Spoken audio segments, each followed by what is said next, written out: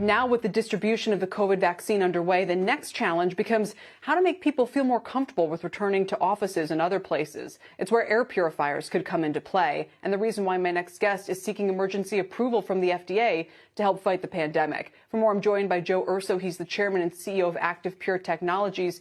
Joe, welcome. And what do you need FDA approval for specifically? Thanks, Kelly. Well, FDA approval is very important because that clearance gives the assurances to people that you're bringing medical-grade protection to everyday places like businesses and schools and homes. And in fact, Kelly, we already have it with our Aeris Medical Guardian, where we demonstrated enormous kill rates against RNA viruses and other pathogens. And we're now bringing it to the FDA to approve us for our specific tests on the SARS-CoV-2 virus, both in the air and on surfaces.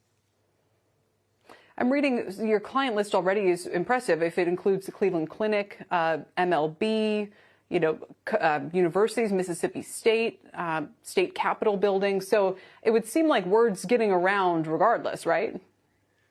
Well, it is slowly, but I'd say we're just scratching the surface on it. And there's a lot more work to do to try to help people get back to life as we know it.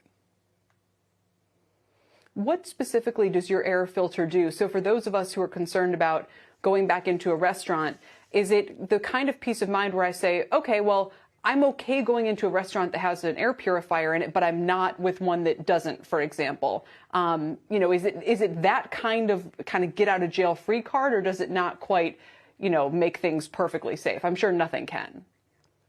Well, let's say this, it complements other solutions but in a material way. We recently got our test results back from the University of Texas Medical Lab, where we killed 99.9%, more than that actually, of the SARS-CoV-2 virus that was nebulized at over 10 million particles per milliliter.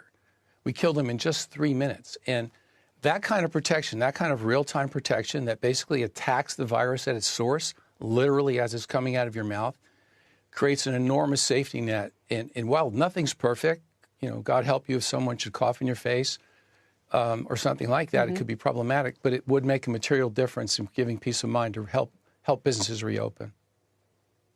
But do you think if this were widely deployed, that would actually go a long way towards getting us back to normal, no matter what's happening with vaccines and so forth? Well, I do. I really do. And I think what we're seeing, Kelly, right now, and working with government agencies and other major businesses, is that this type of solution has become almost an expected level of protection for patrons and their employees. So I do believe that this technology will, in fact, become ubiquitous over time, as people become more aware of, as we are now, of the risks that we have from airborne pathogenic diseases. Shepard Smith here. Thanks for watching CNBC on YouTube.